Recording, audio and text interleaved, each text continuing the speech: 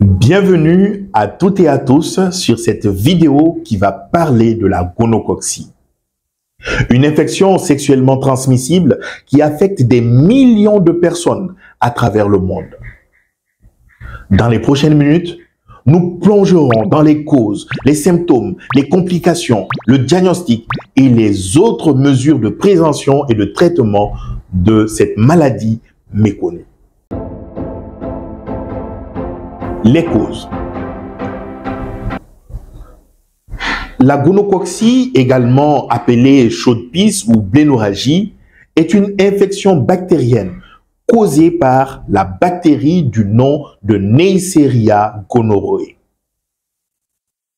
Elle se transmet principalement par des rapports sexuels génitaux, anaux ou oraux non protégés avec une personne qui est infectée. Les symptômes. Les symptômes peuvent être discrets, surtout chez les femmes. Mais il ne faut surtout pas les sous-estimer.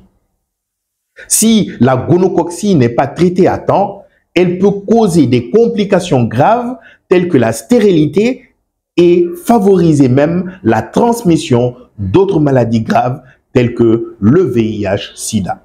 Les symptômes de la gonococcie peuvent varier d'une personne à l'autre. Chez les hommes, ils comprennent souvent une sensation de brûlure en urinant, la brûlure lors de la miction, ou encore un écoulement anormal au niveau du bout du pénis. Il peut y avoir également des douleurs testiculaires.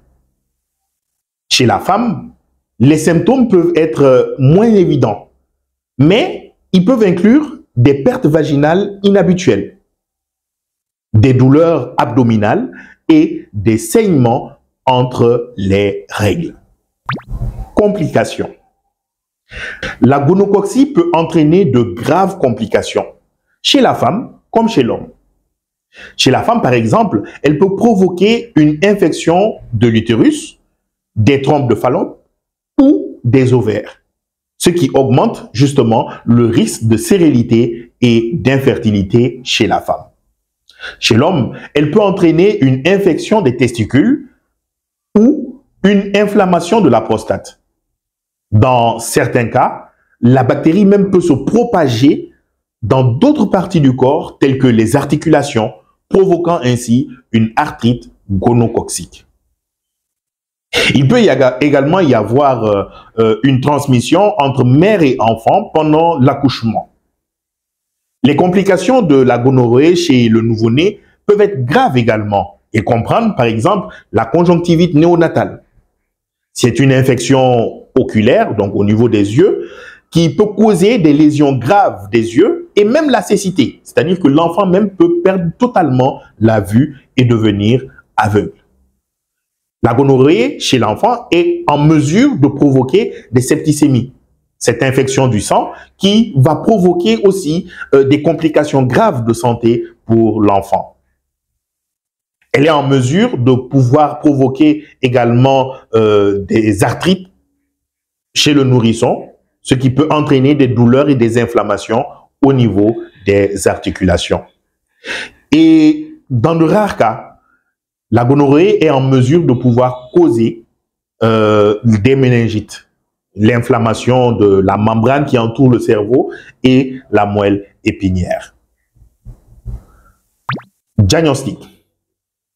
Le diagnostic de la gonococcie peut être effectué grâce à des tests de dépistage tels que des prélèvements d'urine ou de décharge de liquide purulent. Tout à l'heure, on disait que au niveau du pénis, il va y avoir un liquide qui va sortir. Donc, on prélève ce liquide ou chez la femme, on fait un prélèvement vaginal. Et ces sécrétions-là vont être examinées au microscope pour voir la présence ou l'absence de cette bactérie qui est Neisseria gonorrhoeae. Donc, lorsqu'il y a la présence de Neisseria gonorrhoeae, eh bien, c'est clair, ça veut dire tout simplement que la maladie dont souffre le patient est la gonococcie. Dans le cas contraire, il s'agira d'un autre type d'infection génitale. Traitement. Une fois diagnostiquée, la gonococcie peut être traitée avec des antibiotiques. Il est donc important de suivre le traitement recommandé pour éliminer complètement la bactérie et il est important de prévenir les autres partenaires sexuels que vous avez eu récemment afin qu'ils puissent eux aussi se faire tester et lorsqu'ils ont la bactérie, la maladie, donc se faire également soigner. Mais retenons que la prévention est le moyen le plus efficace de protéger votre santé et celle de vos partenaires.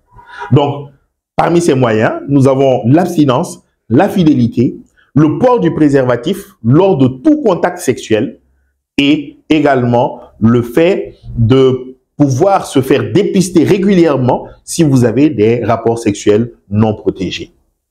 Il est important de limiter le nombre de ces partenaires sexuels et de discuter avec vos partenaires sexuels de votre historique sexuel de santé avant de décider si oui ou non vous allez avoir un rapport sexuel non protégé. Et enfin, lorsque vous avez l'un des signes que nous venons de dénoncer, il est important que vous puissiez aller vous faire consulter. Allez-y voir un médecin. N'hésitez surtout pas. C'est vrai, des fois c'est un peu gênant de devoir aller parler de ça à un médecin, mais il est important que vous puissiez aller voir un médecin.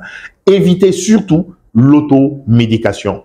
Ce n'est pas parce que tel médicament a marché pour telle personne que ce médicament va marcher pour vous.